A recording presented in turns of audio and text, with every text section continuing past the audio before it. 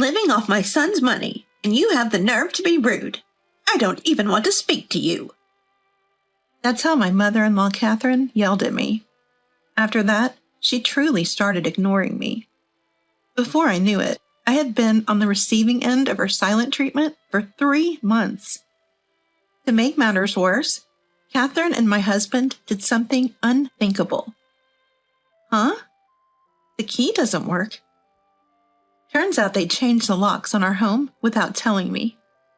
Fed up, I secretly sold the house and decided to move.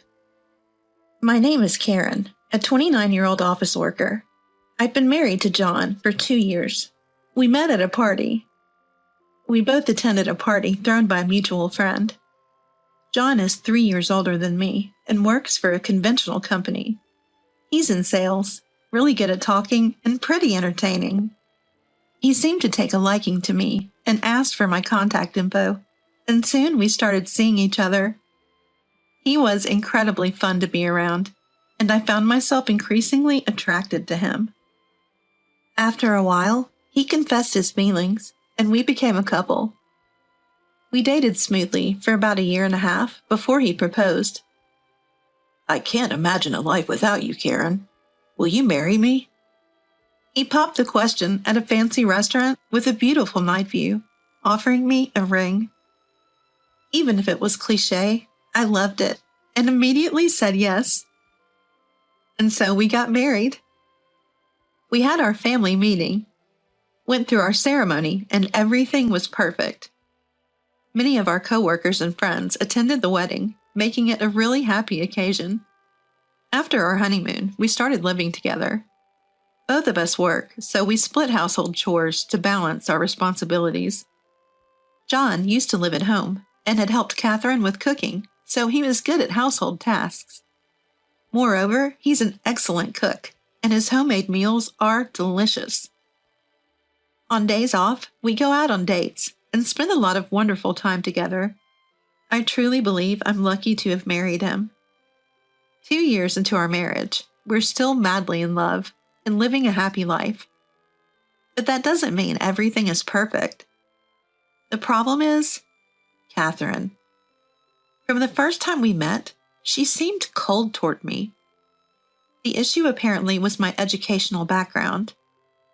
"Oh, you graduated from a rather low-level college. I can't trust people who didn't work hard in school." That's how Catherine belittled me.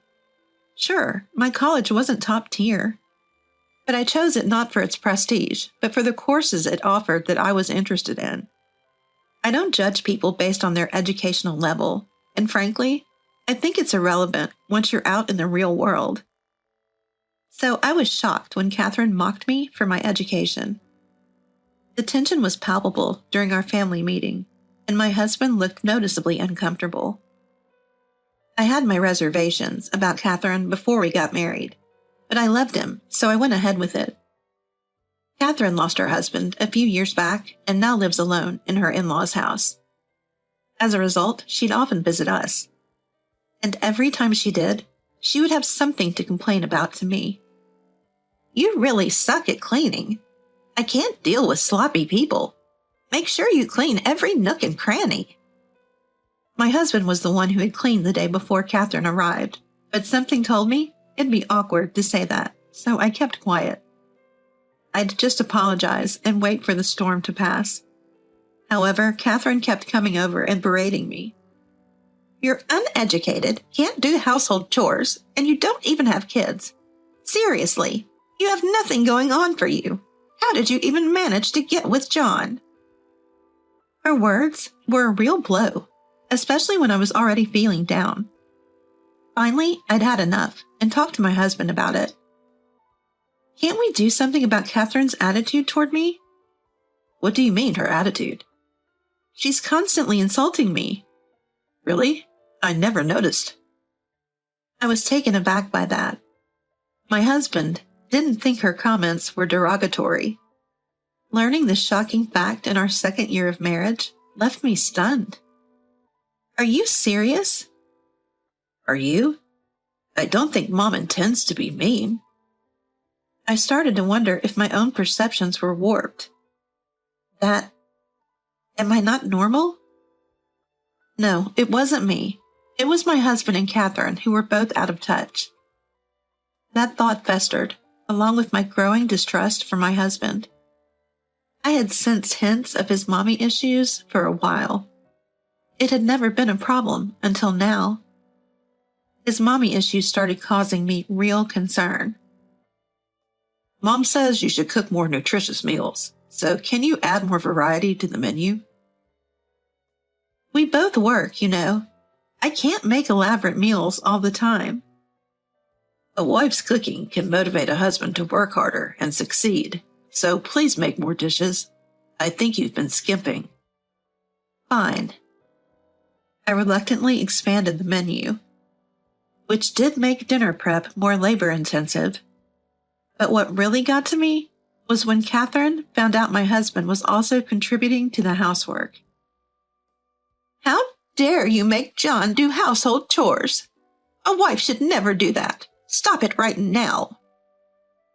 Catherine yells at me like that. I couldn't just take it anymore. My husband and I both work, so it only makes sense to share the chores. You, my daughter-in-law, dare to have an opinion about me? Unbelievable.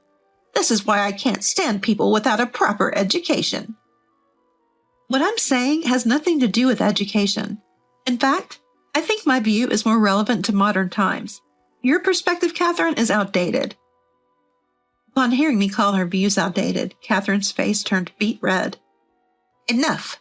Stop making fun of me. I won't tolerate this. Catherine then ran to my husband to tattle on me. My husband, furious, called me over. Hey, Mom is really upset. Why are you messing with her? It's your mom who's causing trouble, not me. I tried to explain my side of the story, but my husband made a shocking statement. It's all your fault, isn't it, Karen?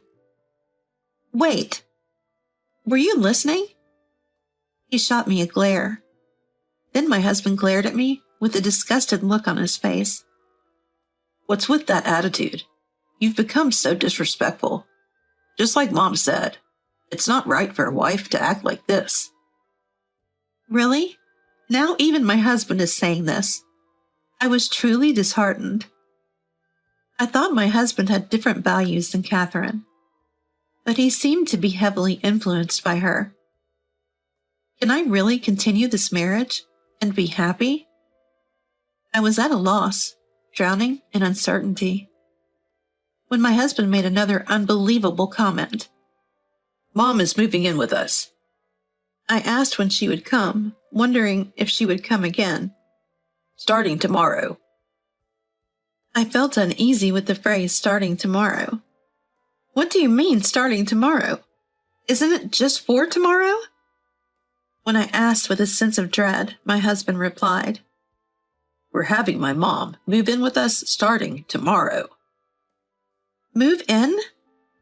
I could barely believe my ears. Why is this suddenly about living together? My mom says it's a hassle to keep coming over here all the time, so we figured she might as well move in. What? Why would you decide that without discussing it with me? I'm the breadwinner here. It's my call. It was more obvious that my husband was completely swayed by his mother, Catherine. She must be telling him a wife should obey her husband. But making a unilateral decision to live with Catherine is unacceptable. The next day, Catherine arrived as if it was the most natural thing, lugging huge bags with her. She boldly took over a room on the first floor, acting as if she had been living here all along. Karen, get the coffee going, will you? You're such an inconsiderate daughter-in-law. Hey, Mom's tired from moving. Get it together.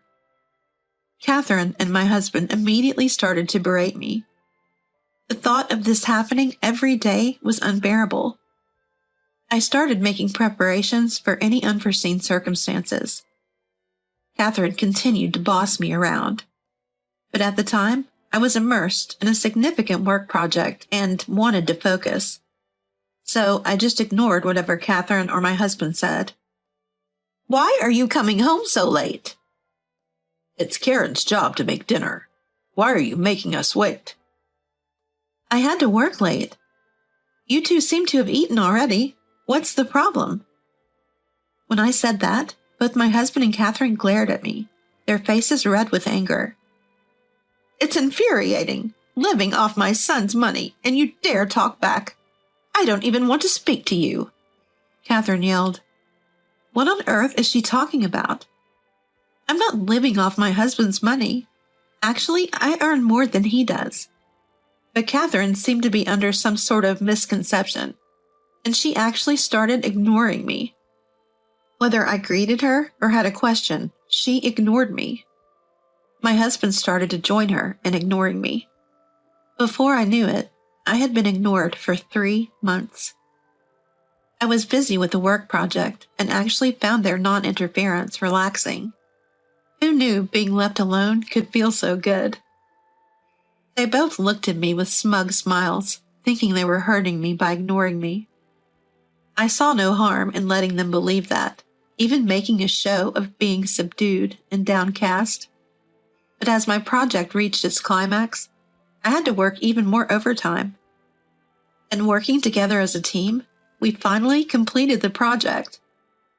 Towards the end, I was so focused that I had completely forgotten about Catherine and my husband. I guess I was so out of it that even if I was being ignored, I wouldn't have noticed.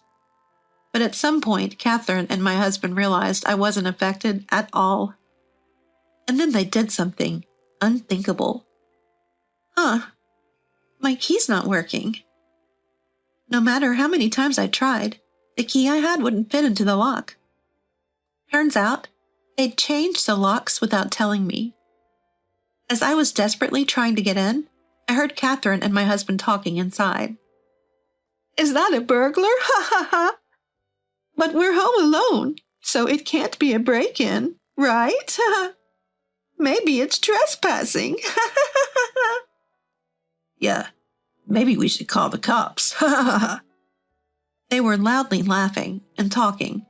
I couldn't believe it. They had taken it this far. That was the last straw. I secretly decided to sell the house and move. Actually, this house was a family home my parents had left to me when they retired to the countryside last year. So I had every right to sell it. And I'd already had it appraised, just in case something tricky happened with Catherine living here. So I could sell it right away. I stayed in a business hotel and informed my parents of the situation and my plan to sell. They were so disappointed in my husband and Catherine that they gave me the go-ahead. So I immediately contacted a real estate agent and sold the house. I had a locksmith come and unlock the door for me. When I entered, Catherine looked at me, startled. How were you able to get in? You didn't break the lock, did you? It was Catherine's voice, one I never wanted to hear again. Ignoring her yells, I started packing my stuff.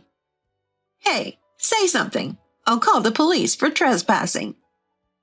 I continued with my plans to leave without paying her any mind. I had also brought movers with me, so they started taking away my large items. Catherine kept shouting things like, You think you can get away with this, thief? But I kept ignoring her. The locksmiths and movers looked uncomfortable around Catherine. That's because I had told them she was the mother of my dementia-stricken husband and had changed the locks, mistaking my home for her own. The more she screamed, the more it looked like her condition was severe. I held back laughter and proceeded with the move efficiently. In no time, all my stuff was gone. I left the already filled-out divorce papers on the table and walked out. Catherine was yelling something, but I ignored her and left. Let her taste the bitterness of being completely ignored. My husband called me that night, extremely angry. Hey, what do you think you're doing? Stealing from this house? I decided to engage my husband in a meaningful conversation. What are you talking about? I've only taken what I bought with my own money. And speaking of which, remember the house itself was passed down to me from my parents. You've been so busy impressing Catherine that you've started to believe your own lies. Ah, My husband seemed to finally remember after hearing me out. His phone was on speaker, so I also heard Catherine's voice chime in. Wait, what's going on? Good if Catherine is listening. That makes things easier. Catherine, since you're listening, perfect. I've already sold the house, so please leave immediately. Also, sign the divorce papers. If you don't agree to the divorce, I'll take this to court. Both of them were speechless at my statement. What's the matter? Giving me the silent treatment again? I don't mind, but just so you know, I will kick you out without any hesitation. I knew they weren't really ignoring me. They were just at a loss for words, but I said it anyway. As expected, my husband finally said, Wait, please. But I ignored him and hung up. Shortly after, I initiated divorce proceedings through my lawyer. My husband quickly agreed to the divorce, likely out of fear of a court battle. Subsequently, both my ex-husband and Catherine were evicted. Though they could have afforded a decent apartment with the money from the house sale and some pensions, it turns out Catherine had been wasting money and had paid off her debts with my father-in-law's inheritance. Apparently, she continued her spendthrift ways, making my ex-husband think he could afford to buy a house. Now he's struggling, trying to pay off the debt Catherine accrued. Despite the long-winded explanation and his plea to get back together, I have completely ignored him. Now I live alone in a comfortable apartment. I plan to save the money from the house sale for my retirement. For now, I'm done with love. I'll focus on my career and work towards getting a promotion.